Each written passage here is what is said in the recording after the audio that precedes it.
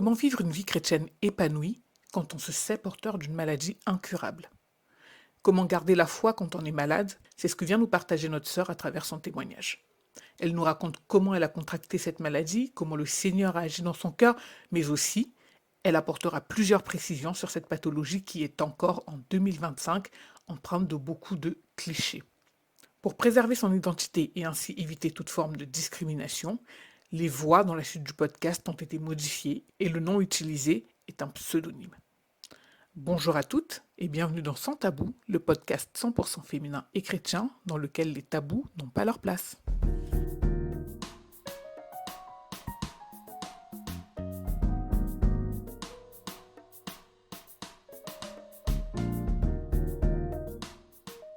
Bonjour ma sœur, Bonjour. comment vas-tu?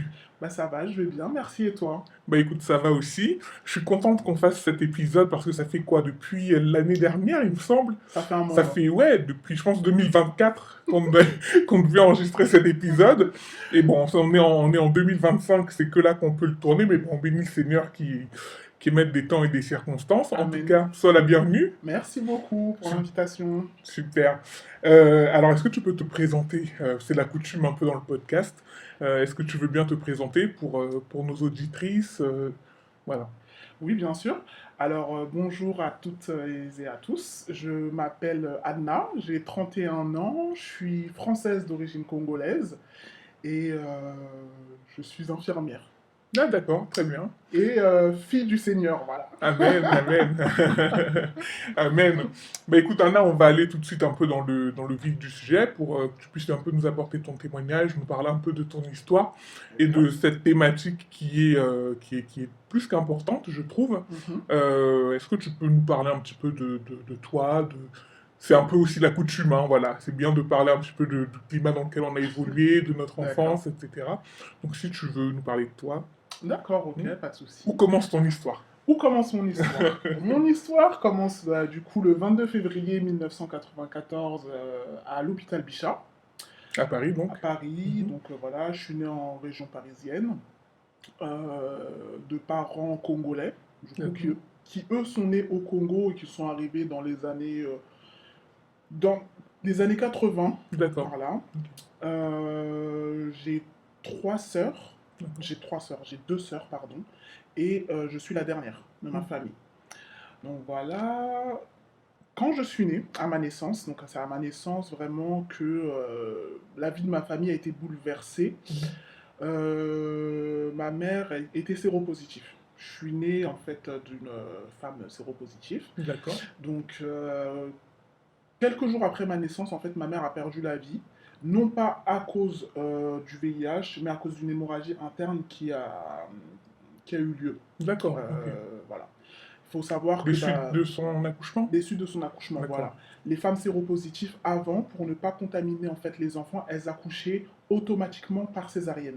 D'accord. Et cette césarienne-là, du coup, a produit une hémorragie interne euh, quelques jours après l'accouchement. Mhm.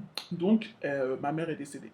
D'accord. Ma mère est décédée et Et tu parlais du fait que ta mère était atteinte du VIH. Est-ce que c'était su de ta famille? Est-ce que... non, Non? c'est D'accord. quelque chose que ma mère a gardé pour elle et du coup qui a été dévoilé le jour où elle est décédée parce que mon père, en fait, ils ont appelé son époux Mhm. pour lui apprendre voilà, qu'il avait perdu sa femme et mon père, voilà, il s'est déplacé, il est venu à l'hôpital. Mais lorsqu'il a voulu me récupérer, on lui a dit voilà, c'est pas possible. Vous ne Mhm. pouvez pas récupérer votre enfant.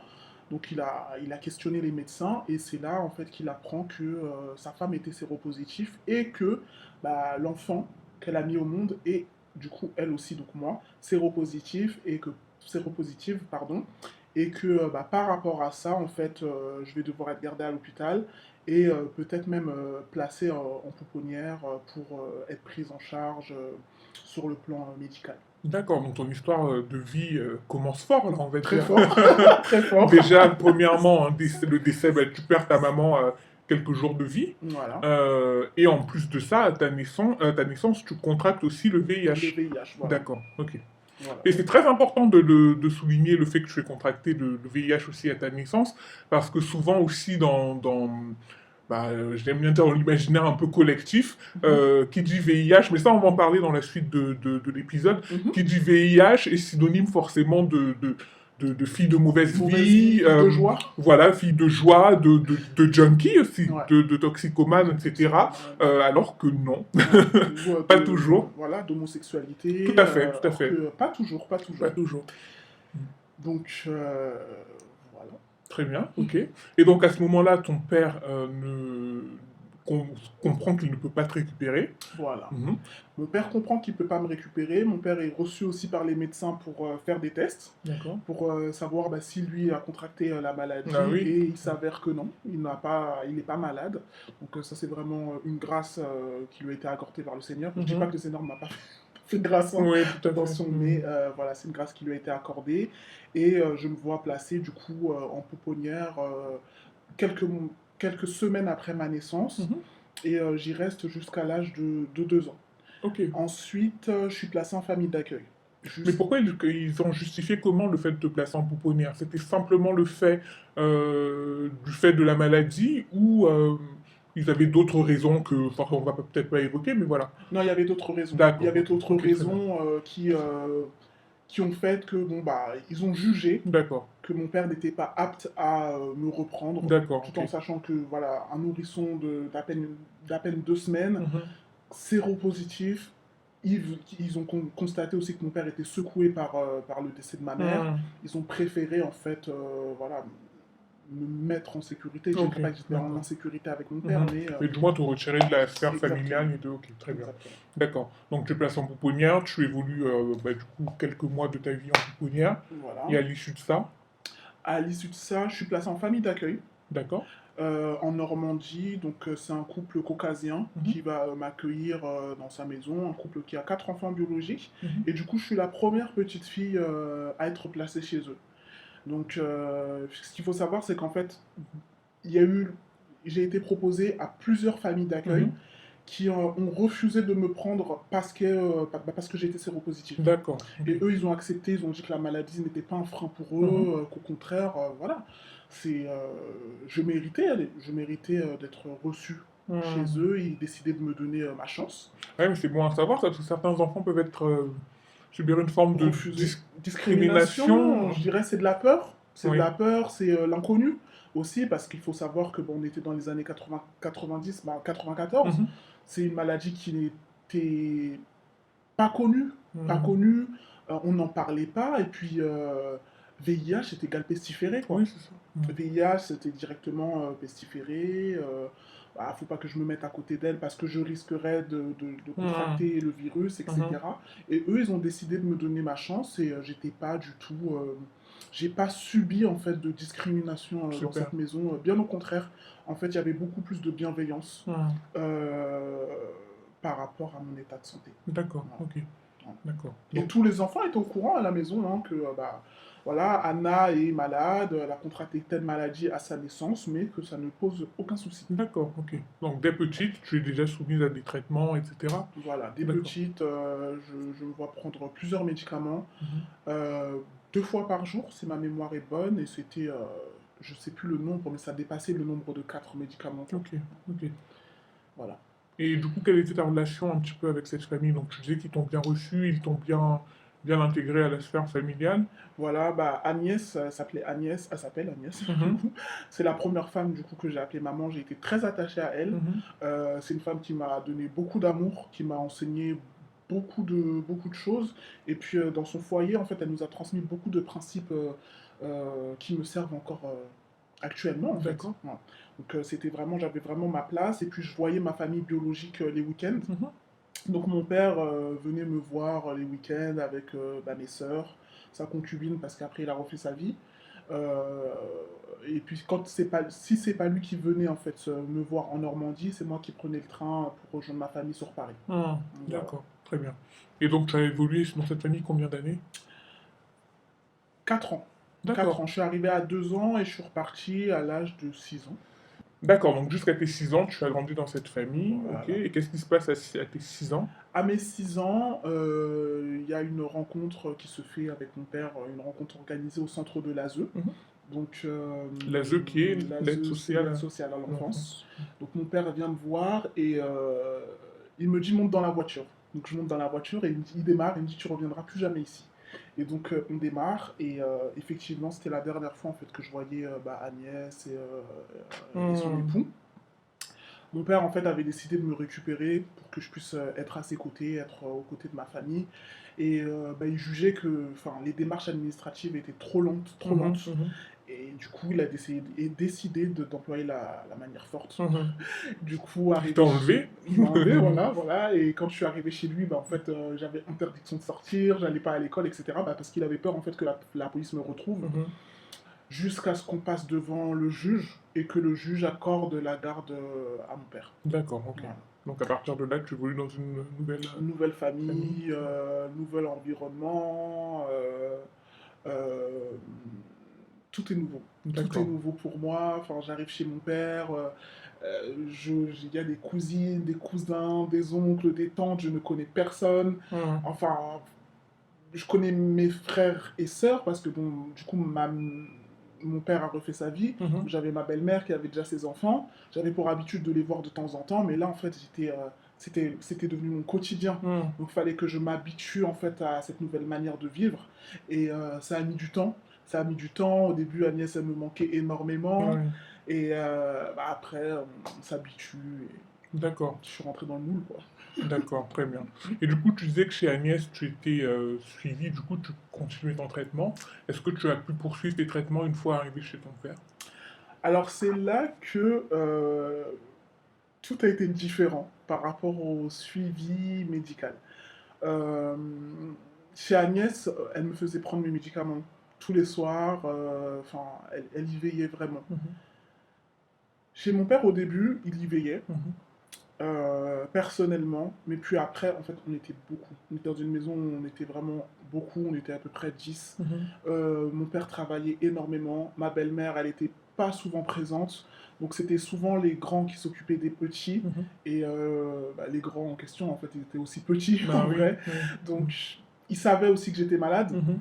mais il n'y avait pas cette même rigueur. Mhm. Il n'y avait pas cette même rigueur, donc très vite, en fait, j'ai adopté un nouveau style de vie. D'accord, Et puis moi-même, en fait, j'avais plus envie. Je voyais que j'étais pas surveillé. Euh, du coup, je prenais de moins en moins mes médicaments. d'accord, Parfois, je faisais croire que je les prenais, alors que je les mettais dans mes poches et que, arrivé dehors, je les jetais à la poubelle. d'accord. Et c'est vraiment quand j'avais mes rendez-vous à l'hôpital, les rendez-vous, c'était tous les mois. Mhm. Quand on me faisait des prises de sang, vous voyez que mes prises de sang étaient catastrophiques. D'accord, ok. Catastrophiques. Et du coup, moi, je montais. On me Mhm. disait, mais tu prends pas tes médicaments? Je disais, si, je les prends. On me Mhm. disait, mais non, c'est pas possible, les prises de sang sont catastrophiques. Mhm. On montrait l'écran, même si j'étais petite et que je n'y comprenais rien à ce langage. Mais moi, je mentais. Et il convoquait mon père. Elle ne Mhm. prend pas ses médicaments, il faut la surveiller, etc. Mon père, parfois, il me frappait. Il me Mhm. frappait, il me disait, mais il faut que tu prennes tes médicaments, etc. Sauf que moi, je ne savais même pas que j'étais séropositif. Bah, c'est la prochaine question j'allais te poser, parce que tu parles de prendre un traitement depuis quasiment ta naissance, Mhm, donc ça faisait partie de ta normalité. mhm. Euh, Tu prenais un traitement, tu avais certainement intégré le fait que tu étais potentiellement Malade. malade, mais est-ce que tu avais vraiment conscience de quel type de maladie tu avais et de quelles pouvaient être les conséquences de ne pas prendre ton traitement? Pas du tout. D'accord. Pas du tout. C'est ça, en fait. Je prenais pas mes médicaments et je me disais, il y aura aucune conséquence. Il y Hmm. aura aucune conséquence. Et puis, en plus, je les prends pourquoi? Et puis, j'étais petite. J'avais envie de m'amuser, en Ouais. fait. J'avais pas envie de prendre des médicaments. Enfin, j'avais pas envie. Hmm. Et Mais personne n'avait jamais nommé la maladie, le VIH, la séropositivité devant toi? chez mon père, non. Chez D'accord. mon père, non. Et quand j'allais même à l'hôpital, parce que forcément, je ne prenais pas bien mes médicaments, Hmm. du coup, je tombais souvent malade. D'accord. Et quand j'allais aux urgences avec mes parents, ils s'éloignaient avec le médecin pour parler. Donc moi, D'accord. je Toi, tu n'entendais étais dans rien. une sorte de flou, en fait. Tu C'est savais ça. qu'il y avait une maladie qui était là, Voilà. sans pour autant la nommer ou Exactement. comprendre les enjeux. Ok. Exactement. Et puis après, si ma mémoire est bonne, on m'a dit que j'avais une maladie pour le cœur. Donc moi, Ah, on t'a dit que tu avais une maladie pour le cœur? ouais. Qui t'a dit ça? Donc Ouais, c'est sorti chez mes parents, enfin, D'accord, ok. voilà, c'est sorti dans le flou, D'accord. voilà. Et du coup, je me suis dit, bon, bah, ok, mais je suis passé à autre chose. Je suis Hmm. vraiment passé à autre chose, Et tu étais une enfant aussi. c'est Hmm. ça. Et je voyais pas le danger. Hmm. Je voyais pas le danger, donc moi, je ne prenais pas mes médicaments pendant très longtemps. D'accord. Pendant très longtemps, je n'ai pas pris mes médicaments. Et quand j'allais, du coup, en vacances chez la famille, je ne pouvais Hmm. pas aller chez tout le monde. Parce que moi, mon père, il avait dit qu'à sa grande sœur, qu'à ses sœurs, en fait, que j'étais malade. Mais c'est les autres membres de la famille, je ne pouvais pas y aller. Parce que bah, il m'envoyait avec mes médicaments. Et en Hmm. fait, on allait lui demander bah, pourquoi elle prend des médicaments, etc. D'accord.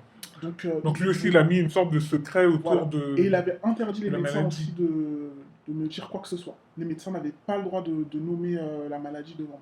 D'accord. Voilà. Et du coup, je tombais souvent malade. D'accord. J'étais souvent fatigué. Mhm. Comme j'ai pu le dire, mon père il me frappait. Mhm. Mais en fait, je m'en fichais totalement. Quoi. Mhm. Je me disais, ouais, ok, bon. Voilà. Ouais. Ça Voilà. changeait rien au Je fait que tu change n'avais plus rien. envie de J'ai pas prendre tes envie. médicaments, que tu en avais marre. J'ai pas Et envie. non seulement parce que tu étais une enfant, mais aussi parce que c'était abstrait ce concept de maladie finalement pour toi. Je dis que Exactement. j'avais une maladie du cœur. Bon, ben là, j'ai pas l'air d'avoir de palpitations, je me sens plutôt bien. Bon, bah. Et puis, vous Mhm. savez, tu sais, pardon, en tant qu'enfant, moi, j'en jouais beaucoup. Quand j'étais à l'école et tout, qu'on me disait qu'il fallait que je fasse du sport, je disais, non, non, moi, j'ai une maladie du cœur, je peux pas trop courir.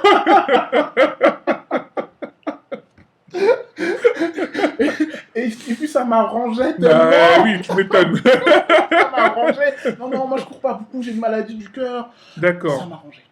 Ça D'accord. m'arrangeait, ouais. Donc il y avait un secret en fait Ouais, un autour espèce de secret, Ok, ouais. ok. Un gros secret, même. D'accord. Mais à un moment donné, bah, déjà, tu disais que tu étais souvent malade, ta santé se détériorait un petit peu, les médecins étaient alarmés des résultats de tes prises de sang. À un moment donné, est-ce que toi, tu prends conscience que tu n'as peut-être pas une maladie de cœur, que tu as peut-être autre chose? Est-ce qu'il y a un jour quelque chose qui se passe et qui te fait prendre conscience que bah, quelque chose ne va pas? Alors, un jour, je me réveille, je me sens mal. Mhm. Très, très mal. Mhm. J'ai la diarrhée, D'accord. à n'en plus finir. J'arrive même pas à me lever. Mhm. Mon père doit me porter sur son dos pour me faire descendre et me mettre dans la voiture. Il panique, il conduit à fond. Il arrive à l'hôpital, il n'a même pas le temps de parler aux agents de sécurité qui lèvent la barrière, etc. Ma fille, elle va pas bien et tout, j'arrive aux urgences. Je me souviens plus trop des détails, je suis hospitalisé. D'accord. Je suis hospitalisé et je n'arrive pas à tenir debout. Je ne tiens pas debout, je suis affaibli. En fait, j'ai une simple gastro. D'accord. Mais j'avais atteint un tel niveau de virus du VIH qui s'est Mhm. multiplié dans mon sang, en fait, que ça m'a rendu, en fait, ça m'a mis vraiment dans le mal. Hmm. Et je voyais mon père venir me voir tous les jours à l'hôpital avec des larmes aux yeux. En fait, je pense que vraiment, quand maintenant, avec du recul, je pense qu'il s'est dit qu'il allait me perdre. Ouais, Vraiment. ouais. Et le jour où je suis sorti de l'hôpital, en fait, j'étais resté tellement longtemps à l'hôpital que je ne tenais même plus debout. Je devais me tenir au niveau des murs pour pouvoir marcher correctement. Et de là, en fait, je me suis dit, peut-être que j'ai quelque chose de grave. Mais c'était à l'instant T. Hmm. Je suis sorti de l'hôpital, j'allais mieux, j'ai repris une petite... J'ai repris une routine de vie Hmm. et j'ai oublié. Ça, c'est propre à l'être humain aussi. Exactement. Quand on est en détresse, là, on remet tout en question, on revoit sa vie. Une fois que ça va mieux, bon, Finalement, c'est pas si grave que ça. Allez, on passe à autre c'est chose. ça, c'est ça. Alors, maintenant, en grandissant, est-ce que je me suis voilé la face? Mhm. Je ne je sais pas. Est-ce que j'étais beaucoup plus intéressé par bah, la vie de tous les jours, mes Hmm. camarades, etc. Je pense que oui. Le temps passe. Je vois qu'on me met de plus en plus la pression pour que je prenne mes médicaments. Et je me dis, si on me met la pression comme ça, c'est pas pour rien. Hmm. Mais je veux pas que ça reste dans ma tête. Et je passe à autre chose. D'accord. Mes médicaments, je les prends quand j'ai envie de les prendre. Une semaine, je me dis, allez, je vais me booster et tout, je vais me motiver moi-même, je vais prendre mes médicaments, je vais aller à l'hôpital, ça sera trop Hmm. bien, les résultats sanguins seront corrects et tout. Et puis au bout d'une semaine, ça me fatigue, les médicaments sont gros, parfois ils restent coincés dans ma gorge, j'arrive pas à les avaler, ça me Hmm. fatigue, je dis, ah non, allez, hop, je jette l'éponge et se passe à autre chose. Alors là, tu parles de la taille des médicaments qui est une contrainte et un frein aussi pour la poursuite du traitement. Mais est-ce que tu peux expliquer, par exemple, tu avais d'autres points, par exemple, qui faisaient que tu n'avais pas envie de prendre tes médicaments? Qu'est-ce qui fait que quelqu'un qui a conscience que, bon, même si voilà, tu viens d'expliquer que tu le passais par-dessus la jambe souvent la plupart du temps, mais qui peut être un frein pour certains malades de prendre leur traitement. Là, tu expliquais par exemple que les médicaments étaient gros, donc du mal à les avaler, etc. Est-ce qu'il y avait d'autres points aussi? J'avais souvent mal au ventre. D'accord. J'avais mal Comme au des effets ventre, secondaires. c'est les effets secondaires en fait des médicaments, j'avais mal au ventre et euh, non, pour moi en fait ça signifiait prendre des médicaments est égal maladie et j'avais Hmm. pas envie d'être malade, non, j'avais pas envie. Et là je pense que voilà à l'adolescence, quand je vais souvent chez mes tantes paternelles, souvent elles me disaient est-ce que tu prends tes médicaments? Tu veux mourir ou quoi? Pourquoi tu ne prends pas tes médicaments et tout? Je me dis, oui, je les prends. Moi, je Hmm. mentais. Oui, je les prends, je les prends. J'étais tellement convaincante, même devant les médecins. J'allais jusqu'à dire, mais je pense que vous vous êtes trompé d'analyse, en fait. Peut-être que vous avez, vous avez pris des analyses d'autres personnes et moi, je prends les médicaments. D'accord. Face à ça, ben, en fait, ils étaient juste impuissants, en Hmm. fait. Ils étaient juste impuissants parce que déjà, ils avaient la pression de mon père qui leur avait interdit de dire quoi que ce Hmm. soit. Une adolescente qui ment, Hmm. qu'est-ce qu'ils pouvaient faire? Ouais. Et puis au bout d'un moment, j'avais disparu des radars en fait de l'hôpital. Je Hmm. n'allais plus à l'hôpital. Je me D'accord. faisais pas soigner. Et c'est après, avec le temps, que j'ai remarqué, ben oui, l'état de ma peau avait changé. J'avais des boutons. J'attrapais facilement la grippe. D'accord. Parce qu'il faut savoir que le VIH, en fait, VIH, ça signifie virus de l'immunodéficience humaine. Mhm. Et c'est un virus, en fait, qui s'attaque au CD4. Donc, en fait, les CD4, en fait, c'est les cellules lymphocytes T. D'accord. On dira que c'est les patronnes, en fait, du système immunitaire. Mhm. Et en fait, le VIH, en fait, il va s'attaquer à ces lymphocytes. Et en fait, il va se multiplier dans le D'accord. sang. Ok. Il va se multiplier dans le sang et jusqu'à ce qu'on arrive à un stade où on n'a plus de défense immunitaire.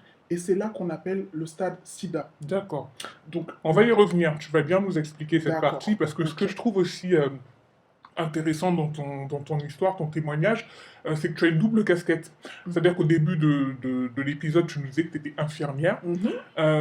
mais aussi que tu es porteuse d'une maladie. Donc en fait, tu es en quelque sorte une experte Exactement. sur le Exactement. sujet. Et c'est en ça que je trouvais aussi que ton témoignage était très intéressant. Parce qu'en dehors de ton témoignage, tu vas aussi pouvoir nous apporter aussi un regard médical en fait sur cette pathologie qui même aujourd'hui, j'ai envie de dire en 2025, Ça n'a pas évolué. subit parfois beaucoup de clichés, de sous-entendus ou autres qui sont parfois vrais, parfois pas. Parfois. Et tu vas pouvoir un petit peu aussi nous éclairer concernant cette pathologie, quoi. Avec plaisir. Super. Donc avant de repartir sur cette partie plus médicale, Mhm. euh, est-ce qu'il y a un jour, donc du coup, où tu mets un mot sur la maladie que tu portes?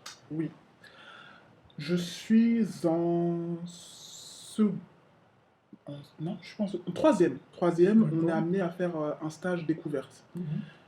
Moi, au niveau de l'orientation professionnelle, c'est vrai que j'étais un peu partagée. Mhm. Je voulais faire préparatrice en pharmacie, en même temps je voulais être éducatrice spécialisée, pardon, donc j'étais vraiment partagée. Et puis, bah, il s'avère que la pharmacie du quartier accepte de me prendre en tant que stagiaire. Donc je vais faire un stage d'une semaine. Mhm. Forcément, on me montre le fonctionnement de la pharmacie, comment ranger les médicaments, etc. Donc rompu à la tâche, moi je le fais Mhm. de manière automatique à Mhm. force. Et puis je tombe sur une boîte de médicaments Mhm. que je prends chez moi. Vraiment, j'agis vraiment par automatisme, donc je la range. Et puis il y a la préparatrice en pharmacie qui me dit non, non, ça tu le ranges pas ici, ça c'est des médicaments qui sont mis sous clé. Je lui dis ah bon, bah, pourquoi? Enfin, innocente quoi, ah bon, Mhm. pourquoi? Mhm. Ah non, bah ça c'est pour des personnes qui ont le sida. Sida? Mais c'est pas possible parce que moi je les prends ces médicaments. Aïe, Elle me regarde, elle me dit ah ben non, rentre chez toi, vérifie bien, je pense pas que tu prennes ces médicaments-là. Et on passe à autre chose. d'accord. Mais moi ça reste dans ma tête et je suis persuadé que c'est cette boîte que j'ai chez moi, cette boîte que je ne touche pas depuis des mois d'ailleurs. D'accord. Et, euh, et je sors du stage à l'heure habituelle, hein, je crois qu'il était 19 h, je sais plus. Et je marche et je me dis, mais c'est ça en fait. C'est ça. Hmm. C'est ça toutes les fois où on me demandait, ouais, pourquoi tu prends pas tes médicaments, tu veux mourir, toutes les fois où je me sentais pas bien, Hmm. toutes les fois où mes parents s'écartaient avec les médecins Hmm. pour parler, toutes les fois où mon père ne voulait même pas que je ramasse la pochette médicale en sortant de l'hôpital, D'accord. toutes les fois où mon père m'a interdit d'aller dormir chez d'autres membres de la famille. Moi qui parfois je faisais des blagues avec mes amis, mais vas-y, c'est bon, je peux boire dans ta canette, j'ai pas le sida. Et je me suis dit, ah Là, le ouais, puzzle se reconstruit un petit ouais. peu dans ta tête. Je me dis, c'est pour ça qu'Agnès, elle insistait à chaque fois pour que je prenne mes médicaments le soir. Hmm. Euh, ok, mais est-ce que c'est vrai? Je me suis dit, c'est pas possible. Et puis je rentre chez moi, je regarde la boîte de médicaments. C'est bien, c'est bien cette boîte de médicaments. C'est. Le stage se termine, parce que j'avais fait une semaine. Je dis rien à personne chez moi, hein. Je dis rien à personne. Je sais que le soir même, mes sœurs avaient proposé qu'on aille au cinéma, j'y vais pas. Je reste enfermé dans ma chambre, je réfléchis, mon cerveau, en fait, Tu non, accuses le coup et tu... voilà. Oui. Hmm. Mon corps s'endort, mais mon cerveau refuse, en fait, le repos, en fait, parce D'accord. que je rumine, je Hmm. réfléchis, je me refais les scènes, les moments où... Et c'est là, je me dis, oui, voilà, j'ai entendu ce mot VIH un jour où j'étais pas bien. Ma belle-mère m'a accompagné et elle a dit au médecin, mais elle s'est écartée, mais elle a parlé un peu trop fort. Elle a dit non, non, mais elle a le VIH, mais elle ne le sait pas. Hmm. Et je me suis dit, ok, Et t'avais un peu occulté cette parole et qui là, elle est exactement, ressurgie, quoi. Hmm. exactement. Je reprends l'école, donc en troisième, je vais en cours, on préparait le brevet de fin d'année. J'arrive pas à me concentrer. Hmm. J'arrive pas à me concentrer, je suis dans mes pensées, je me dis, mais pourquoi est-ce qu'ils m'ont fait ça? Et mes larmes coulent. Mes larmes coulent en cours et tout, et je prends mes affaires et je pars, je dis rien à personne, je me lève et je pars. Je suis dans le bus, mes larmes coulent, je me dis, mais c'est pas possible, qu'est-ce que c'est que ça et tout. Et je rentre, il n'y a que ma belle-mère. Mhm. J'ouvre la porte de sa chambre et tout, je lui dis, pourquoi vous m'avez fait ça? Elle me dit, de quoi tu parles? Et je pleure, je lui dis, pourquoi vous m'avez pas dit que j'avais le sida? Hmm. Et elle me regarde, elle me dit, j'y suis pour rien, Hmm. il faut que tu en parles avec ton père. Il faut que tu en parles avec ton Hmm. père.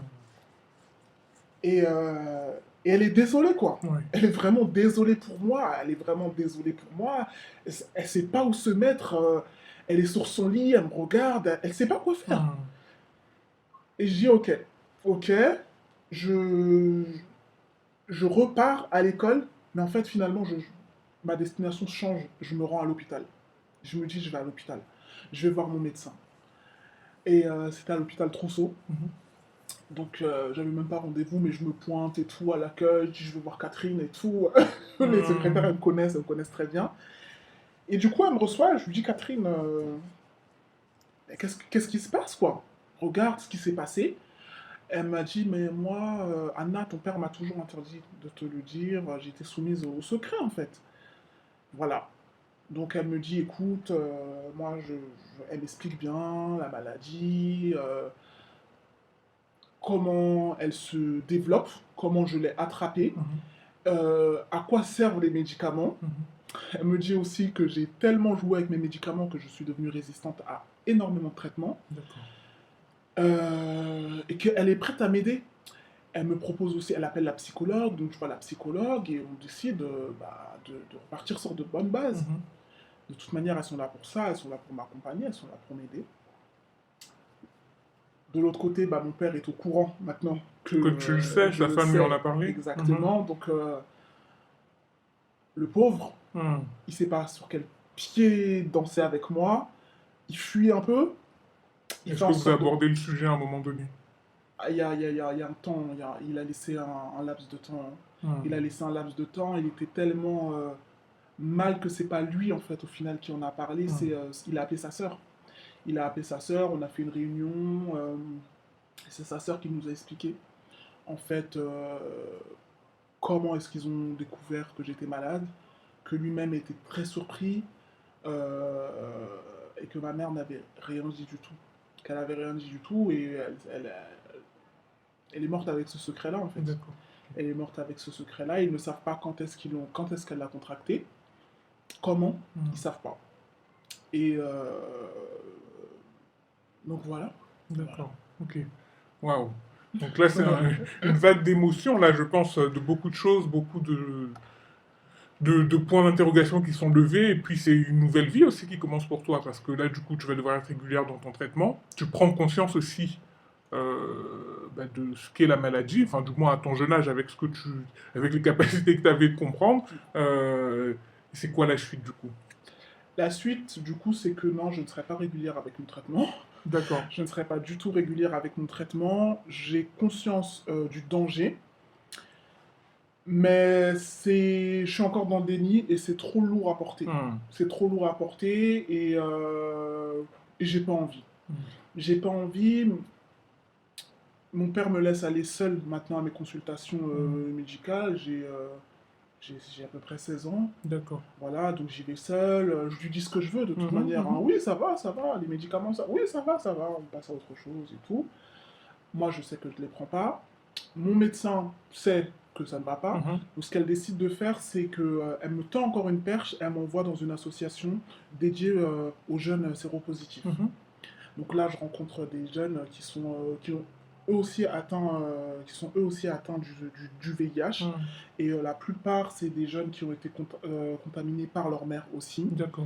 Donc Donc un peu la même histoire que toi, quoi. exactement la même histoire, avec une perte de leur maman très précoce. Mhm.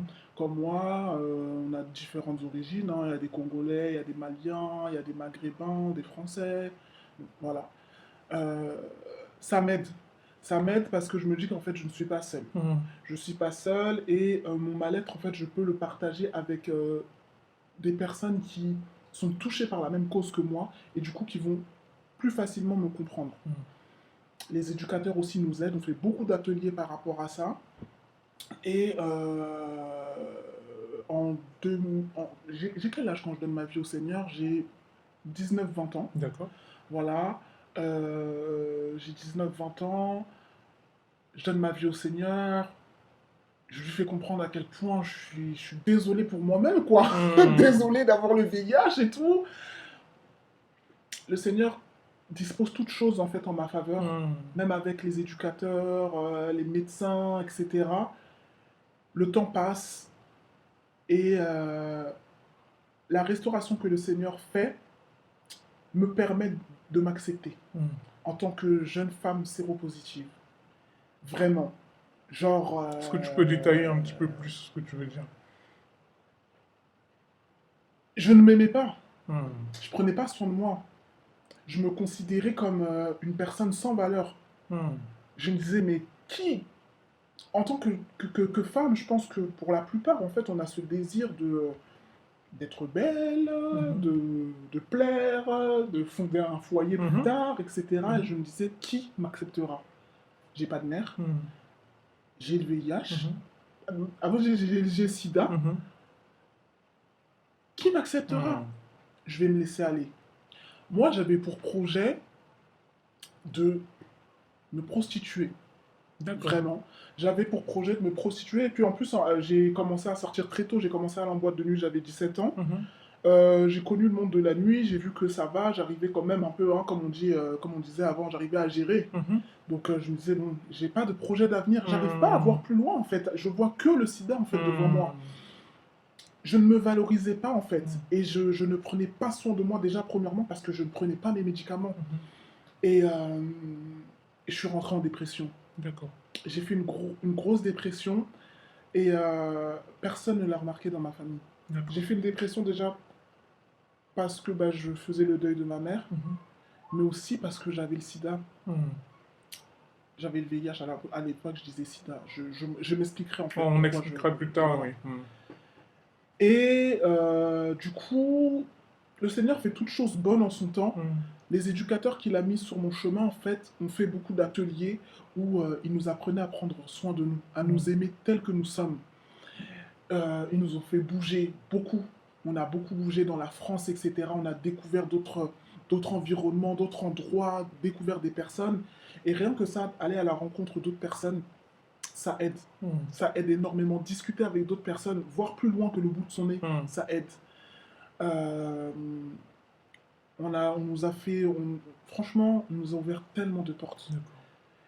Et de là, en fait, même dans ma relation avec euh, le Seigneur m'a aidé, en fait, Mm. tout simplement. Je sais pas, peut-être que je suis pas très clair dans ce que je dis, mais il y a la partie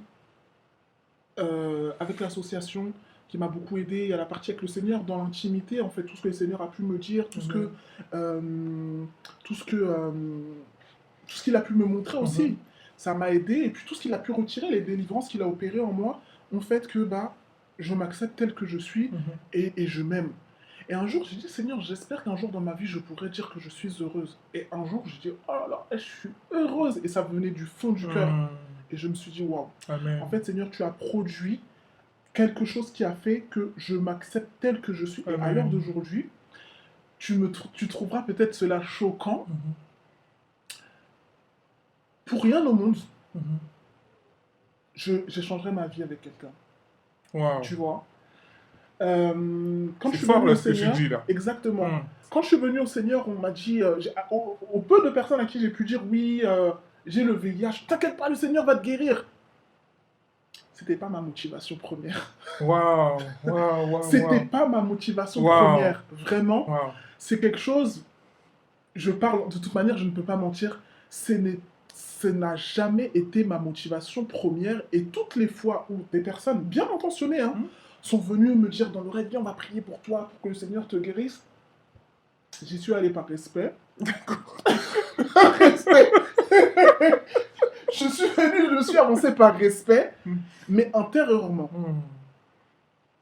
C'est pas ce à quoi ton cœur soupirait quoi. Et en plus, ouais, exactement. Et Mm. en plus, j'ai dit au Seigneur, Seigneur, quand j'ai contracté la maladie, il y avait ma mère, il y avait moi et toi. Mm. Ma mère n'est plus là. Mm. L'histoire se passe désormais entre le Seigneur et moi. J'ai pas besoin de quelqu'un. J'ai pas besoin, enfin, j'ai pas besoin d'une guérison. Mais c'est terrible ce que tu es en train de dire là. J'ai pas Parce besoin. que, ouais, enfin, je trouve ça vraiment incroyable parce que d'un regard extérieur, Mhm. on peut se dire tout de suite que, bah, voilà, si t'as une pathologie, tu, tu, tu, tu- on s'imagine que tu cries après le Seigneur, Seigneur, guéris-moi. On dit que tu guéris les malades, etc. Guéris-moi, je vais être guéri, que tu soupires après la guérison. Mais toi, tu dis que non. Non. Il y a un passage dans le livre de Job. J'ai plus le passage exact. Mhm, mhm, Au début du livre de Job, Job dira à sa femme, mhm. bon, les paroles ne sont pas exactes, hein, Oui, à peu près. mais Job dira à sa femme, est-ce qu'on doit accepter de l'Éternel que ce qui est bon Mhm. et refuser en fait Tout à les fait, épreuves? tout à fait. La question, elle est là maintenant. À Tout à moi-même, je fait, me la pose. tout à fait. Est-ce que je dois accepter de l'Éternel que ce qui est bon? Et Bon, on peut le prendre ce passage. ouais, euh, voilà.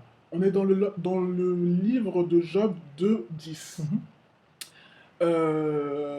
Au verset 10. mhm, Et il lui dit, tu parlerais comme une de ces insensées.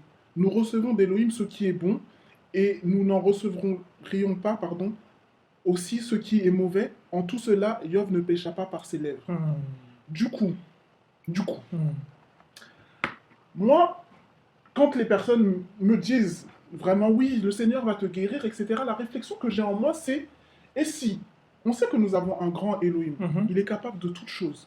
Mais si il guérissait pas, si genre dans sa toute puissance, mhm, il n'y avait pas la guérison, on mhm, ferait quoi? Du coup, on ne parle pas avec le mhm, Seigneur. Comme toi, tu guéris pas, on ne te parle mhm, pas. mhm. Ouais, ouais, ouais, ouais, ouais, ouais, Tu ouais, vois où ouais. je veux en venir? Mhm, Malheureusement, le péché est rentré sur terre et on est sur terre. On n'est pas mhm, au ciel, on n'est pas dans la salle d'attente. Sur terre, il y a des réalités. mhm. La maladie est une réalité qu'il y a dans le monde. Ouais. Maintenant, le Seigneur me connaît, Mhm, me voit. j'ai pas forcément apprécié toutes les fois où les personnes... Pourtant, ça vient d'un bon sentiment. Mais comme moi, c'est pas ma prière, c'est pas le désir de mon cœur. Moi, le désir de mon cœur, actuellement, par rapport à l'histoire de ma vie, c'est plus d'avoir cette restauration par rapport au fait que j'ai perdu ma mère. Ça, c'est un autre sujet. Mais le VIH ne prend tellement pas de place dans ma vie que je n'en veux pas. Sauf si, par exemple, le Seigneur me demande de faire une œuvre et si le VIH viendrait peut-être m'empêcher d'avancer dans l'œuvre du Seigneur, ah Seigneur, pourquoi pas, amène ta guérison, là, ok. Mais je vis bien, je suis bien portante, Wow. je m'éclate dans ma vie, je ris. C'est pas le VIH qui va me... Après, ok, on va aborder un autre point. J'ai grandi, forcément, j'ai rencontré un homme. La question que je me suis toujours posée, comment est-ce que l'homme en face de moi acceptera ou va recevoir l'information du VIH? Est-ce qu'il acceptera? Tout le monde ne peut pas l'accepter. Il s'avère que on est dans le sans tabou, il y a des réalités. J'ai rencontré un homme, j'ai dû lui dire que j'étais séropositive. Ce n'est pas passé. Ça m'a fait très mal. Alors, tu as rencontré un homme, tu étais chrétienne Chrétienne. D'accord. J'étais chrétienne. Donc, vous avez commencé à discuter, Exactement. potentiellement voir si vous vous projetez. Exactement. Lui aussi chrétien. Avec le temps, j'ai mis ça en prière et je me suis dit, Seigneur, moi, je dois être dans la transparence totale. Tout à fait. Je dois lui dire que je suis porteuse du virus, du VIH. Je lui ai dit, il est resté choqué, ça lui a fait peur, il a pris la fuite. D'accord. Pendant quelques mois, et il est revenu. Dans son retour, il m'a quand même fait comprendre qu'il n'était pas à l'aise avec ça. On a arrêté cette relation. J'en ai pleuré, j'ai même fait une mini-dépression, si je peux dire ça. Est-ce que tu peux nous expliquer pourquoi tu as pleuré? Je pose cette question à dessein. Est-ce que tu as pleuré parce que la relation, tu avais peut-être commencé à te projeter, ou est-ce que tu as pleuré parce que tu t'es senti rejeté du fait de cette maladie? Les deux.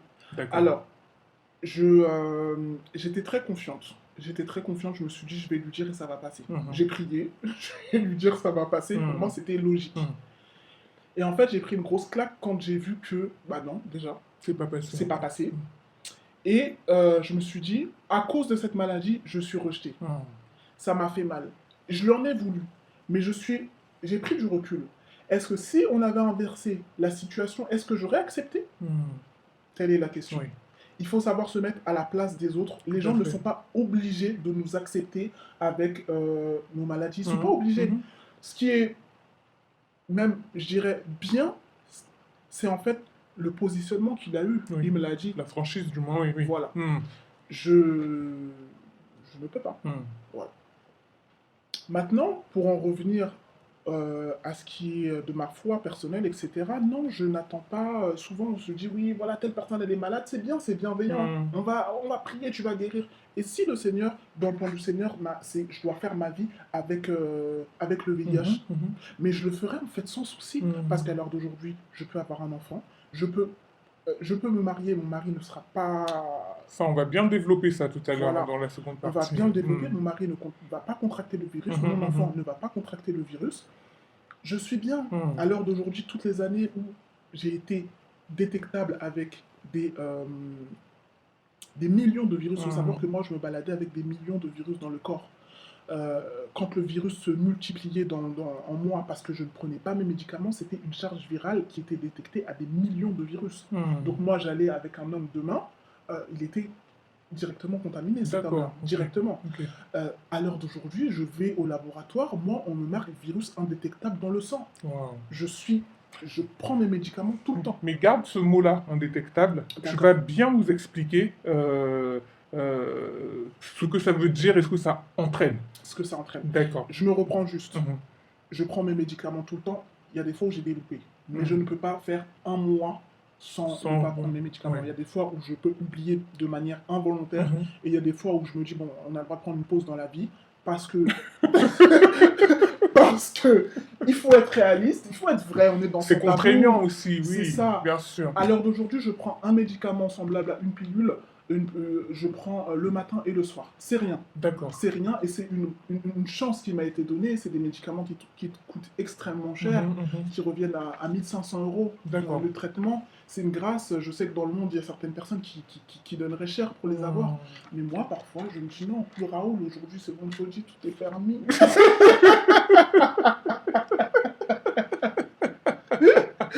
Mais c'est compréhensible parce que humainement, il faut se mettre un peu à ta place, c'est-à-dire que depuis ta 31 ans. naissance, Ça fait 31 ans que je prends des que tu médicaments. prends des traitements, que tu dois prendre un traitement tous les jours. Tous les jours. Et il y a des jours où, bah, voilà, on a... Ça va? Oui, voilà. Je pense même par exemple aux femmes aux femmes mariées qui prennent par exemple la pilule. Ah, beaucoup s'en plaignent, ah, je vais la prendre tous les soirs, machin, ça me saoule, etc. Bah, t'imagines quelqu'un qui le prend depuis sa naissance, et en plus de ça doit le prendre plusieurs fois, peut-être même par jour, dans ton cas c'est 2 fois, mais pour les personnes dont la charge virale est plus élevée, c'est peut-être des quantités plus importantes. Exactement. C'est compréhensible. Exactement. C'est compréhensible, d'accord. Donc, Mais là, tu nous rassures que tu es sérieuse dans ton traitement, que tu as pris en maturité. elle a grandi. Voilà. Elle a grandi. Non, sincèrement, je prends mes médicaments. Récemment, là, j'ai les résultats sous les yeux, je peux même te les montrer. Virus indétectable. Je suis une femme heureuse. Amen. Vraiment, c'est pas pour faire genre la vie chrétienne parfaite, etc. Non, j'en ai pleuré, j'en ai bavé. Ça peut choquer. J'en ai voulu au Seigneur. Mais le Seigneur m'a dit qu'il n'était pas responsable en fait des mauvais choix que peuvent prendre les êtres humains. Nous, on assume les conséquences. Maintenant, le Seigneur me tient par la main. Amen. Moi aussi, j'ai une responsabilité dans cette histoire. Ma responsabilité, c'est simplement de prendre mes médicaments. Je suis heureuse. Et sincèrement, je répète encore une fois, pour rien au monde, je ne changerai ma vie avec quelqu'un parce que j'ai beaucoup appris. Et tu vas peut-être trouver bizarre, hein, mais tu sais, le fait d'être malade, d'avoir une maladie comme ça, parfois ça te rafraîchit un petit peu la mémoire. D'accord. Tu vois, en tant qu'être humain, on est orgueilleux. Parfois, quand ton orgueil va commencer à prendre un petit peu trop de... Tu vois, tu te souviens que... Rappelle-toi de tout. Calm down. Voilà. Ressaisis-toi vite.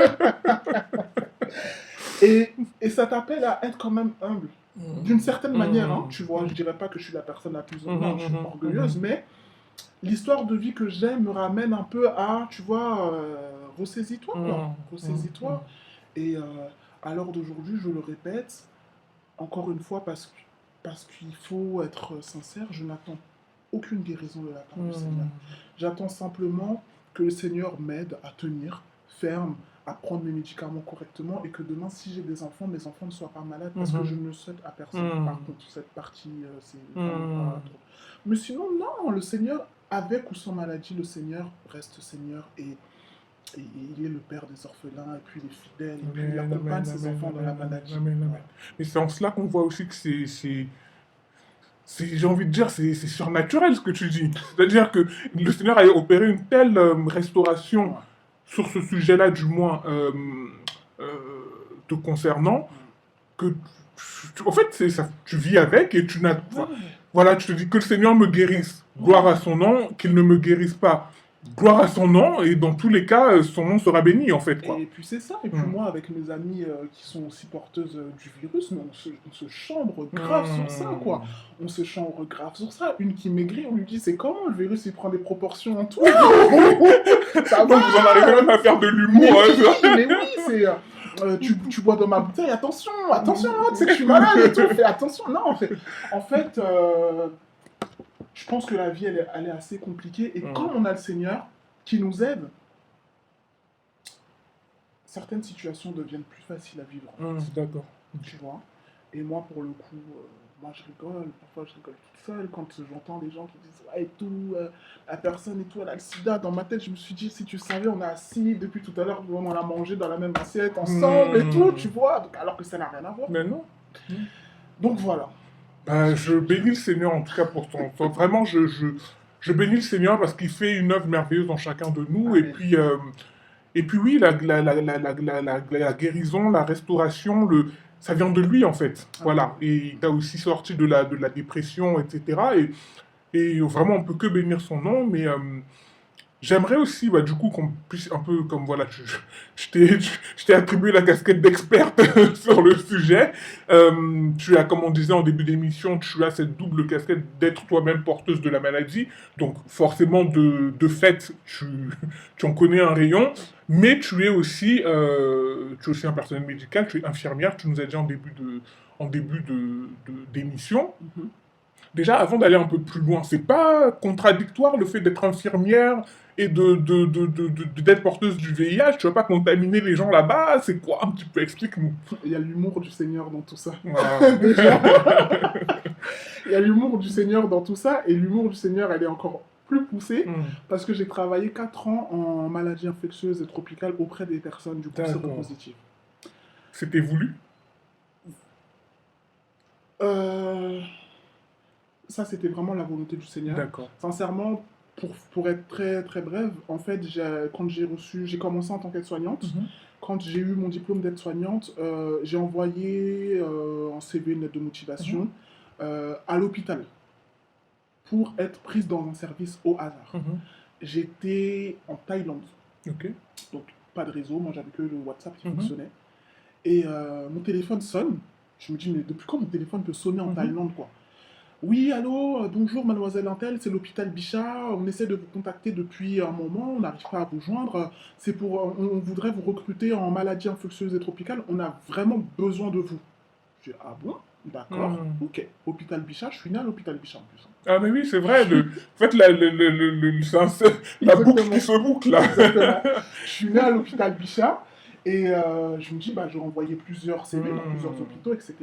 Ça a été retenu là-bas. Bon, c'est la volonté du Seigneur. mhm, En maladies infectieuses et tropicales. Et il faut savoir qu'à l'hôpital, tout le monde le sait, ils ont besoin de personnel. hmm. Ils ont attendu que je revienne de Thaïlande et j'ai été prise directement. D'accord, ok. Voilà. Maintenant, est-ce que c'était pour me réconcilier avec le VIH? Je Il sais y a pas. peut-être Peut-être. des chances, le Seigneur seul sait. Peut-être. En tout cas, Hmm. l'œuvre du Seigneur a été faite là-bas.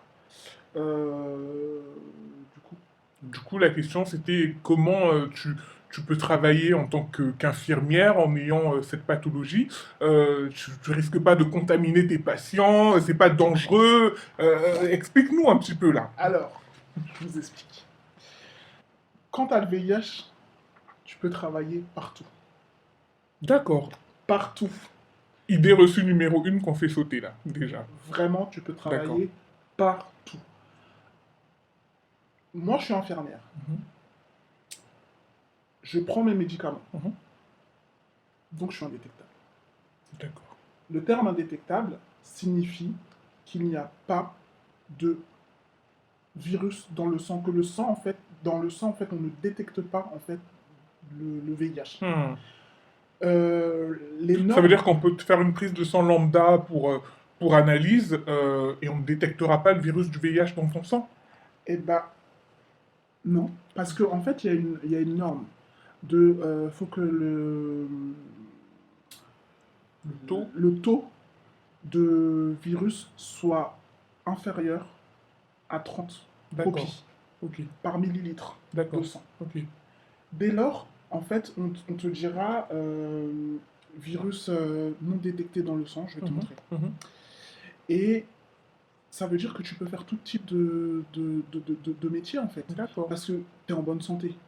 Hmm, Si tu n'arrives pas à... Si tu ne prends pas tes médicaments, forcément, tu ne seras pas en bonne santé. Donc, mhm, même en tant que secrétaire, tu n'iras pas travailler, mhm, parce que mhm, ta santé ne te permettra mhm, pas. mhm. Maintenant, ça, c'est l'idée reçue. Mhm. Numéro Donc, on 1, fait sauter déjà. qu'on fait Une sauter. personne atteinte du VIH peut travailler À n'importe où. l'hôpital, surtout. D'accord. Très bien. Surtout.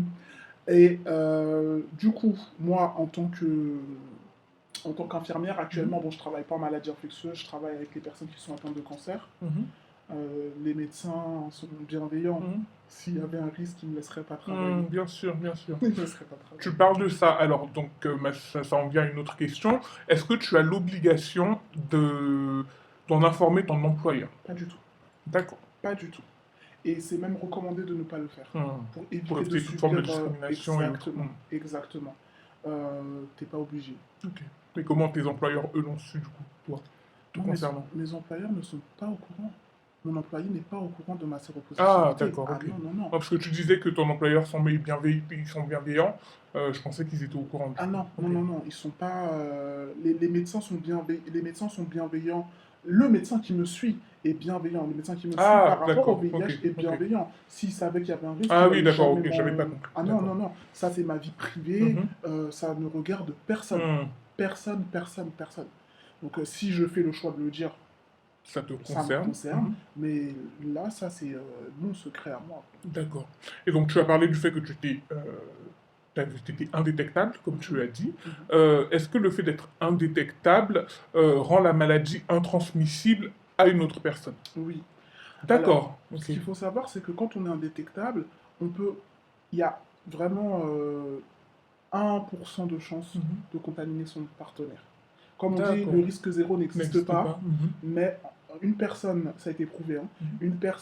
une femme séropositive qui prend son traitement, qui est Mhm. indétectable depuis plusieurs mois Mhm. déjà, ne contamine pas son partenaire Mhm. et ne contamine pas son bébé. Il y a une nouvelle avancée là Mhm. qui a été faite. C'est qu'à la base, une femme séropositive ne peut pas allaiter son enfant à la Oui, base. c'est ce qu'on Mais apprenait là, avant, oui. Mhm. voilà. Mais là, c'est en train de changer. Une femme qui est porteuse du virus du VIH Mhm. indétectable Mhm. va bientôt pouvoir allaiter son enfant. D'accord, du fait de l'avancée des recherches et puis Voilà. des traitements qui sont peut-être mis à jour. Exactement. Ok, Exactement. ok. Il y a eu une grande avancée. Par Ça, c'est exemple, génial, ça. beaucoup ne le savent pas, mais il y a des injections maintenant. Mhm. On peut ne plus prendre de traitement par voie péros, Mhm. c'est-à-dire par voie orale, Mhm. c'est de se rendre à l'hôpital, je crois, je ne vais pas inventer Mhm. de moi, mais en tout cas, tu te rends à l'hôpital, on te fait une piqûre en intramusculaire, Mhm. et tu rentres chez toi, tu fais ta vie normalement. Et tu reviens, Et c'est à renouveler tous c'est les... à renouveler, je ne sais plus D'accord. exactement, mais en tout cas, les médicaments par voie péros, il y a certaines personnes qui n'en prennent plus. D'accord, et qui font juste leurs injections Voilà, de façon régulière aux dates dites, et puis... voilà, Ok, d'accord. voilà. Ok. Et donc, tu parlais du fait de ne pas transmettre la maladie, ça voudrait dire que toi, demain, tu te maries, Mhm. on est dans son tabou, hein, on n'est pas des enfants, tu te maries, donc tu peux avoir des rapports sexuels avec ton mari sans forcément Non protégé. voilà, non protégé, voilà, c'est le mot, merci. Bien sûr, non Ok. Mhm. protégé, et il n'aura rien du tout. Ce qui a été fait aussi, on parle d'un traitement qui s'appelle la PrEP. Mhm. La PrEP, c'est du coup, des antirétroviraux. Une personne qui n'a pas le VIH Mhm. peut les prendre pour pouvoir aller coucher avec une personne séropositive D'accord. sans attraper le VIH. Du coup. D'accord. Ok. C'est un traitement préventif. D'accord, ok. Un traitement D'accord. préventif. Moi, ce que j'aimerais dire aussi, c'est qu'il faut savoir qu'il y a une différence, et ça, on cesse de le répéter. Mhm. Il y a une différence entre avoir le VIH et avoir le sida. Très bien. Explique-la nous. Je reprends. Comme j'ai dit au début, c'est que le VIH, c'est vraiment le virus de l'immunodéficience humaine. Mhm. Donc vraiment, c'est un virus qui s'attaque au système immunitaire, Mhm. qui va se multiplier, en fait, dans le sang. Et une fois qu'il se sera vraiment multiplié, forcément, on n'aura plus de système immunitaire. Mhm.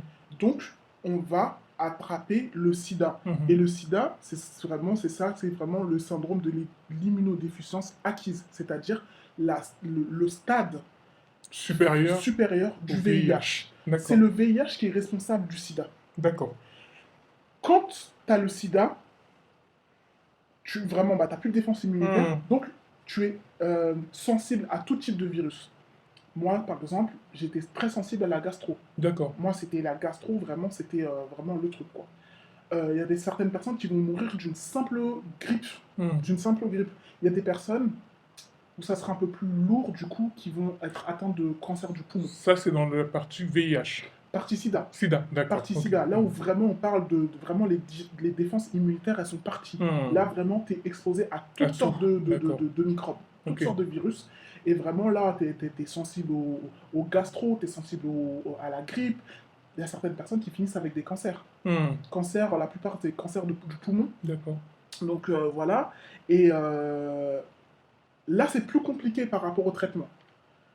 SIDA ne veut pas forcément dire que tu vas mourir directement, mais les traitements vont être beaucoup plus difficiles. D'accord. Quand on parle de traitement aussi, tout à l'heure, je disais que je m'étais tellement amusée avec mes traitements étant plus jeune que j'étais résistante. Oui, Il y a certains traitements, à l'heure d'aujourd'hui, si je les prends, qui ne feront aucun aucun effet. effet. Et je vais les prendre peut-être pendant 8 mois comme ça, et le virus va se multiplier, multiplier, parce qu'en fait, il connaît déjà en fait, ce traitement. Et il sait comment le combattre. Donc, voilà, toutes les personnes qui sont séropositives, bah, c'est un conseil, hein, même si je l'ai fait, mais il faut éviter. Parce que moi, à l'heure d'aujourd'hui, je crois que j'ai peut-être 3 ou 4 traitements qui vont fonctionner sur moi. Le reste, c'est déjà liste rouge, quoi. C'est banni. Tout ça du fait d'avoir négligé pendant une période de ta vie de prendre ton Exactement. traitement régulièrement. Exactement. Ce que certaines personnes ne savent pas aussi, c'est qu'il y a 2 types de VIH. Le plus courant, c'est le VIH 1, et c'est le plus virulent, c'est celui qui circule le plus. Et le VIH 2, en fait, c'est celui qu'on va retrouver, mais notamment en Afrique de l'Ouest, en fait. Et en fait, c'est juste une différence qu'il y a au niveau des molécules. Mais ça, je ne saurais pas vraiment l'expliquer, c'est plus les Les médecins qui médecins, seront d'accord. aptes vraiment à, à expliquer cela. Et donc le VIH2 est moins virulent que le... Il est moins virulent et il D'accord. circule moins. D'accord, ok. Il circule moins, il circule beaucoup plus en Afrique de l'Ouest. D'accord. Avant qu'on continue, donc tu parlais du fait que toi, en étant porteuse du VIH, tu es indétectable. Est-ce qu'une personne atteinte, qui a du coup muté, qu'on peut dire muté, je ne sais pas, enfin dont la maladie du moins a évolué en stade SIDA, peut à un moment donné être indétectable. Ou alors, une fois que tu atteins le stade SIDA, tu ne peux plus être indétectable et donc, de fait, tu es forcément contaminant pour d'autres personnes. Non, non, non, c'est rattrapable. Hein. Ça peut être rattrapé. Tu peux être un stade SIDA si c'est pris en charge rapidement, etc. et que tu te soumets aux prescriptions médicales aussi. Ok. Il faut jouer le jeu. Ok. La charge virale peut redescendre, etc. Et tu D'accord. redeviens au stade VIH. D'accord. Et tu Ok. fais ta vie. On en a D'accord. vu beaucoup. Hein. On Ok. en a vu beaucoup.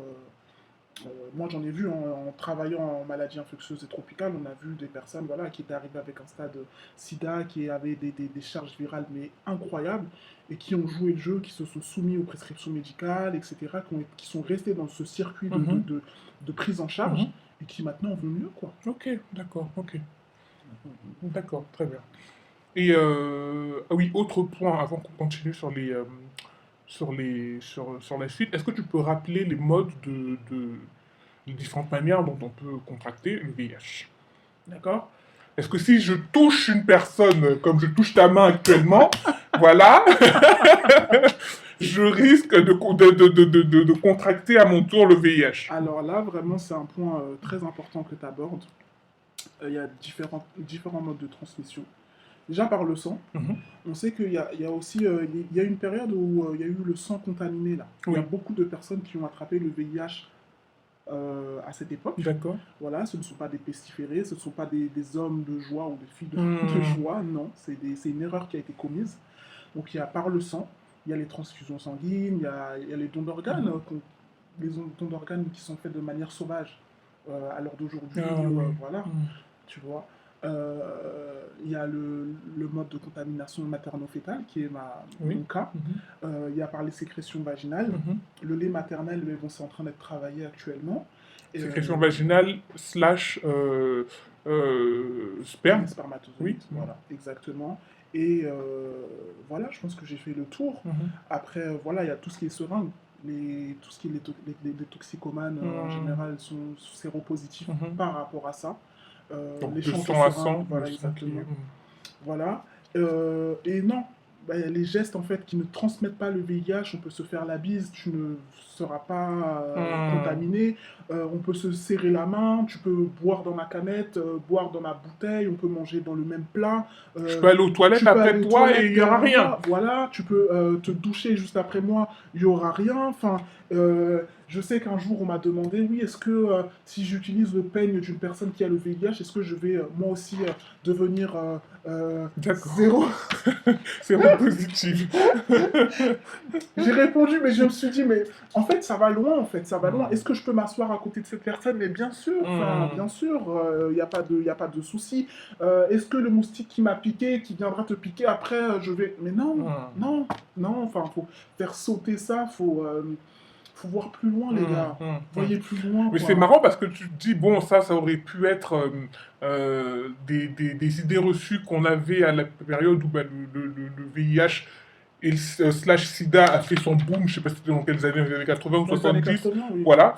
Mais on se rend compte que même dans les années 2000, les clichés ont la peau dure quand même, Mais quoi. bien sûr, et Mm. puis je le vois même dans le milieu paramédical, Mm. hein. On reçoit parfois des patients atteints du VIH. Ma collègue va me dire attention, il est VIH. Non, il n'est Oui, pas VIH, il oui, est porteur d'un c'est virus. ça. Mais des gants, non. Enfin, moi, je leur demande pourquoi. Mm. Et quand même je fais des. Parfois, j'essaie de faire un peu de sondage dans la salle de Mm. pause.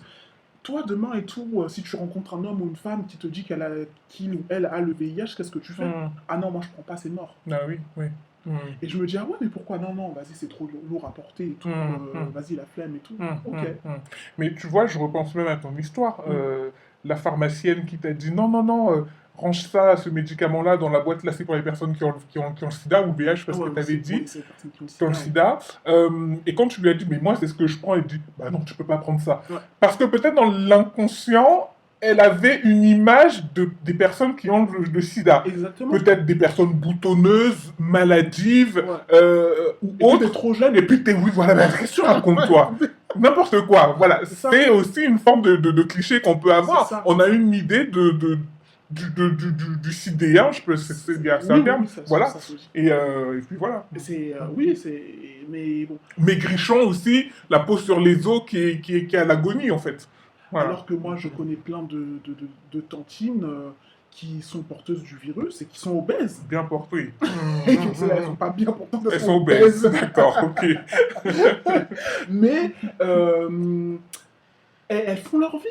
Et elles font leur vie. Enfin, c'est... la vie continue, Donc quoi. encore là, un autre cliché qui saute, quoi. Voilà. Voilà, exactement, la vie continue. Je sais que quand je travaillais en maladies infectieuses et tropicales, j'en ai vu des personnes malades, des personnes qui en voulaient à la vie parce qu'elles étaient atteintes du virus. Et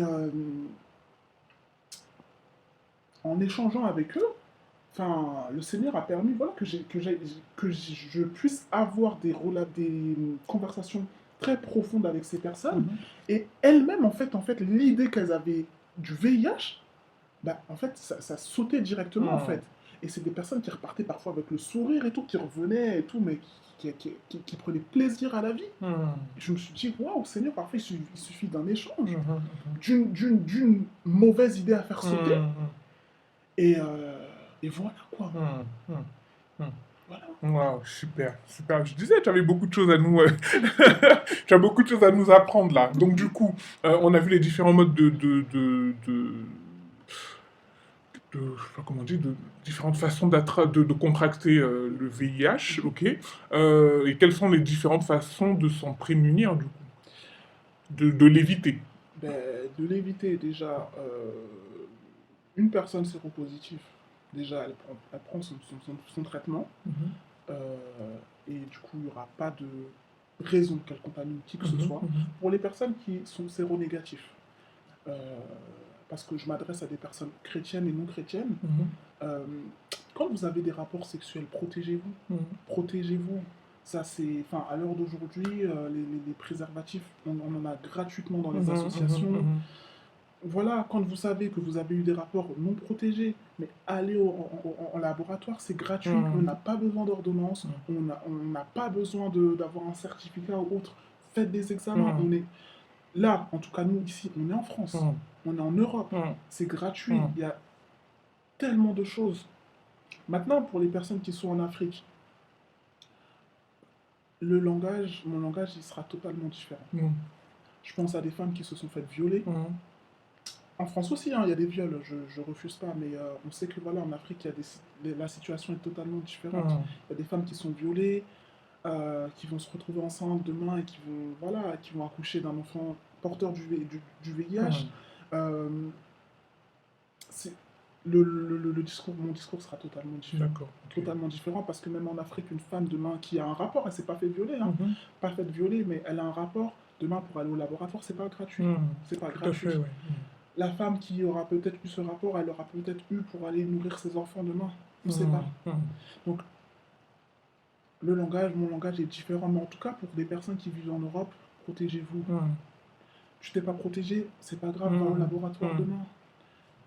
Tout a été mis en place Mhm. pour lutter contre cette maladie-là. Tout a été mis en place. Et Mhm. puis il faut savoir que euh, pour passer du stade SIDA, une personne qui a le VIH, Mhm.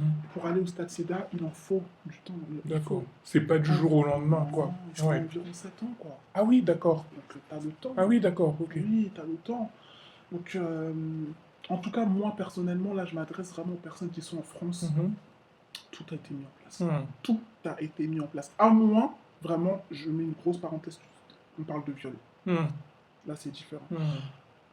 T'as voulu t'amuser, il n'y a pas de souci. Fais le nécessaire.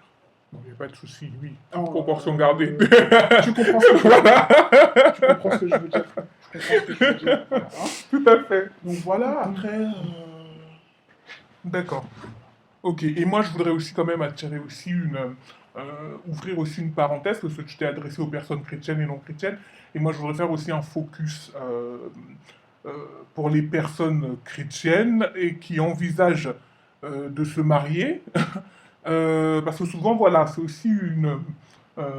Voilà, on se dit souvent, voilà, on est chrétien, tout est beau, tout est rose, je rencontre Jean-Jacques, j'ai envie de me marier, etc. merci. On est un peu inconscient, parfois Merci. aussi. Beaucoup de personnes entrent aussi dans le mariage sans avoir fait de test, Ouais. sans avoir fait d'examen. Ouais. Donc moi, je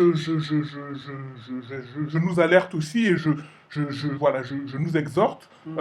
C'est bien, vous vous êtes mariés, vous vous aimez, le Seigneur vous a parlé, etc. Mais pensez quand même, avant de vous marier, à faire aussi des examens de contrôle de routine pour savoir si tout va bien. Parce que j'ai eu le chiffre un chiffre cette semaine, mais je ne l'ai pas retenu, qui a un pourcentage quand même qui n'est pas négligeable de personnes qui sont porteuses du VIH et qui l'ignorent. Oui, ah, c'est pas négligeable. Voilà, c'est pas ça. négligeable. Donc, voilà, une petite prise de sang, ça ne, voilà, généralement avec une ordonnance du médecin, c'est pris en charge par la sécurité sociale, sauf erreur de ma part. Oui, Donc, avant de se marier, on fait un petit check-up, voilà. Ouais. C'est pas parce qu'on est chrétien qu'on doit être dans notre bulle et penser que tout va bien et que le Seigneur, voilà, le Seigneur, il peut guérir, il peut ne pas guérir. Et tu peux aussi te rendre compte que, bah, finalement, mon fiancé ou ma fiancée est porteuse. Après, tu feras ton choix en âme et conscience, voilà, mais vous rentrez en connaissance de cause. et moi, ce que j'aimerais ajouter, c'est très important ce que tu viens de dire, mais ce que j'aimerais ajouter, c'est vraiment, je peux me permettre du coup de le dire. Je sais qu'il y a certaines personnes qui sont au courant de leur séropositivité, oui, Mhm. et qui sont sur le point de se marier et qui ne le disent pas. Ouais, c'est C'est un autre malhonnête. point important, ça Oui, aussi. Tout à ça, fait, ouais. c'est malhonnête. On Mm. ne bâtit pas, on ne construit pas une relation sur le Ouais, mensonge. ouais.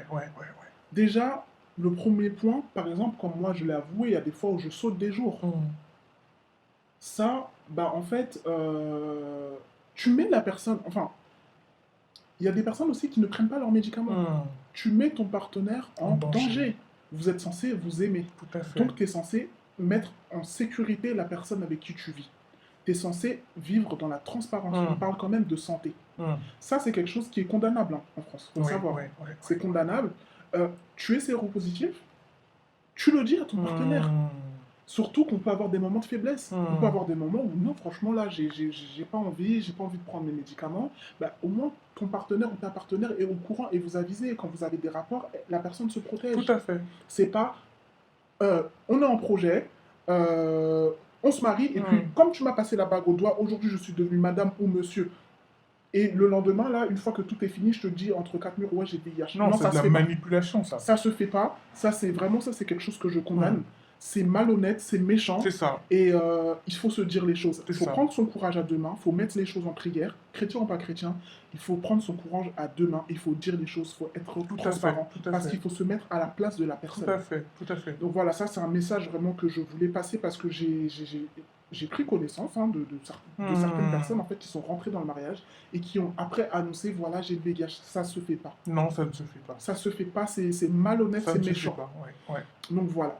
C'est méchant, c'est criminel aussi, j'ai envie de Oui, dire, parce que qui te dit que toi, tu l'as plutôt bien supporté toutes ces années et que l'autre va le supporter aussi bien que toi, ça pourrait l'emporter. exactement. Et si à un Et... moment ton traitement te joue des tours Mhm. et que tu deviens résistante à ton traitement sans le C'est ça, savoir, c'est ça, qui te dit? On ne c'est sait ça, pas, c'est on ne ça, sait pas. c'est Donc, ça. et comme tu disais, comme tu disais ou je disais, en fait, on est dans un monde où il y a certaines réalités. Hmm. La maladie fait partie des réalités de ce monde. Maintenant, c'est un choix. Soit tu acceptes la personne Tout à telle fait, qu'elle c'est est, ça. soit tu rejettes. Il n'y a pas de souci, tu as le droit, c'est pas Hmm. un péché, mais il faut dire les choses. C'est ça. Il faut dire les choses. Dans tous les cas, il faut que la décision du partenaire en face soit libre et éclairée, c'est-à-dire aussi que tu dois lui avoir donné toutes les cartes. Exactement. Voilà. Comme tu l'avais fait, tu l'avais précédemment expliqué, Mm. je suis porteur ou porteuse de telle pathologie. Exactement. À prendre ou à laisser. Parce que dans Exactement. tous les cas, ça fait partie du package que tu vas prendre. Exactement. Après, la personne l'accepte, ne l'accepte pas, etc. C'est son choix. Ah, Mais elle aura décidé de façon éclairée en ayant toutes les cartes en main. Voilà. Donc ça, tu fais très bien de préciser ce point-là parce que je me dis, même en tant que chrétien, faire ça, non, c'est criminel. Moi, c'est voilà. inacceptable. Parce que de toute façon, c'est puni par la loi. D'ailleurs, on aurait même dû, j'aurais dû me renseigner auprès d'un juriste, c'était quoi les peines qui étaient encourues, mais bon, c'est pas grave. S'il y a quelqu'un qui le sait, il pourra nous le dire en Ouais. commentaire, les peines qui sont encourues. Et je pense qu'il y a même un terme qui est approprié à ça quand tu contamines délibérément Oui. une personne, sachant que tu es porteur d'une pathologie. Bien sûr. Donc ouais, point très important. Donc voilà, comme elle a dit la sœur, pour ceux qui ont des projets de mariage, n'hésitez pas à en informer votre partenaire si vous voyez. Après, on ne dit pas dès que quelqu'un vient t'aborder, tu lui en parles. Non. Comme une carte d'identité. Non. Voilà. C'est si la relation devient sérieuse, la Ouais. discussion devient, vous sentez que ça débouche vers quelque chose. Exactement. Pour ceux qui diront, d'autres diront, le Seigneur m'a dit. Voilà. Si voilà, vous pensez que ça débouche vers quelque chose de sérieux, il faut en parler. Oui. Ensuite, si la personne, voilà, si vous n'êtes pas, si c'est pas, vous n'êtes pas dans ce cas-là, comme je l'ai dit précédemment, on est deux citoyens lambda et on décide de se marier. Avant d'aller vous marier, prenez des précautions et allez en laboratoire faire d'éventuels dépistages. On ne sait jamais. Exactement. Voilà, comme ça, dans tous les cas, que ce soit dans un cas ou dans l'autre, la décision, elle est libre, éclairée, réfléchie, Exactement. et on sait dans quoi on s'embarque, en fait. Exactement. Voilà, Exactement. très important. C'est très important et voilà. Très bien. Ouais, c'est important ces points-là quand même. Je pense que c'est important de les souligner parce que, bon, des fois, en tant que chrétien, on dit, bon, le Seigneur est bon, le Seigneur nous garde, machin, etc. Bon, des fois, il faut jouer un peu... Non, faut un peu qu'on nous donne l'intelligence et la sagesse de pouvoir faire les choses correctement parce qu'au-delà de ça, au-delà de vous, il y a potentiellement des enfants aussi qui Exactement. viendront et qui... Et puis en plus, là je m'adresse aux personnes qui sont atteintes du VIH, je m'adresse aux personnes qui sont atteintes du VIH. Il y a des associations et puis on est suivi. Là je parle pour les personnes en France hein, et ailleurs d'ailleurs. Si l'annonce elle est difficile à faire à son partenaire ou à sa partenaire, bah, allez à l'hôpital, demandez au médecin de vous aider dans l'annonce, etc., qui puisse expliquer clairement les choses. Il y a des associations aussi qui sont faites pour les femmes.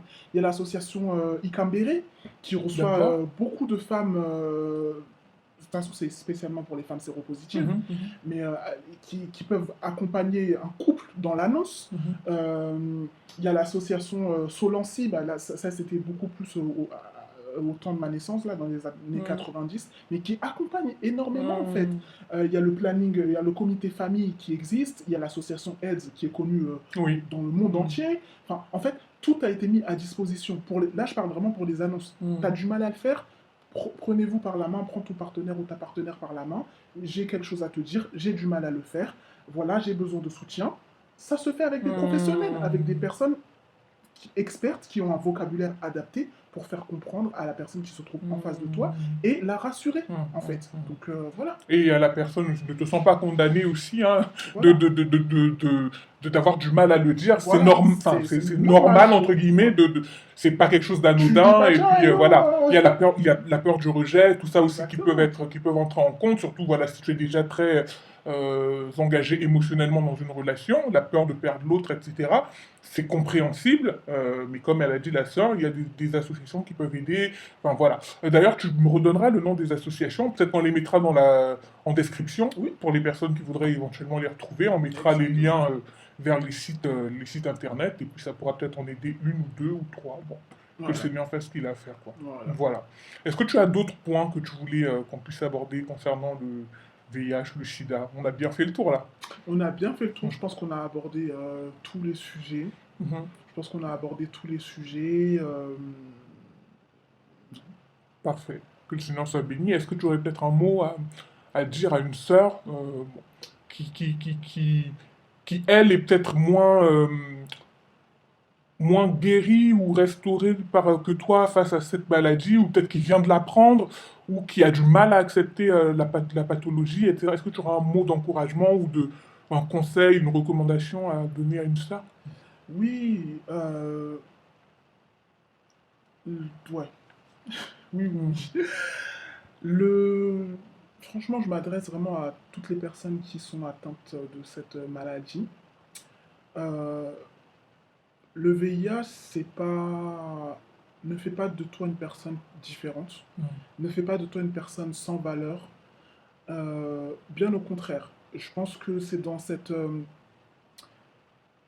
épreuve-là, en fait, que tu peux puiser ta force. Et si tu es chrétienne, le Seigneur, en fait, il est vraiment un psychologue par excellence. Et c'est lui qui m'a aidé à l'heure d'aujourd'hui à accepter, à dire que je suis heureuse avec le VIH et que pour rien au monde, je ne voudrais changer ma vie. C'est sûr que c'est quelque chose de difficile à porter parce que c'est quelque chose de mal vu par la société. Mm. C'est ça aussi qui rend la chose Mm. lourde. Mais ne sous-estime pas ta valeur, ne te sous-estime pas toi-même. Le Seigneur est capable de faire de grandes choses. Moi, je suis une personne très sincère et je veux quand même être clair. N'espère, ne mets, enfin, comment être, comment dire ça avec équilibre? Ne suis pas le Seigneur rien que pour ta guérison, parce que peut-être que la guérison, tu peux ne pas l'avoir.